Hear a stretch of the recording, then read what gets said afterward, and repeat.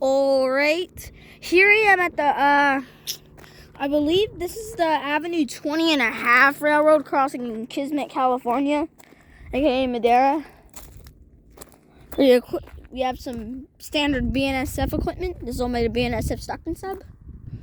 We have a USNS base.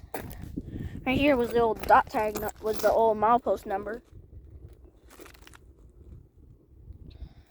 Some safe tran 12x24 lights with safe tran brackets and more 12x24 lights. And possibly a GS Type 2. For the gated signal, we have a safe tran base, a safe tran gate mechanism with the safe tran lock. Yeah. Here's the other signal, which has possibly a safe tran base, like down there.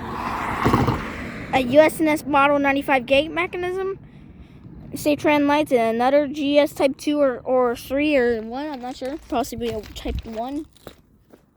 So yeah, that's the Avenue 20 and a half railroad crossing in Kismet, California.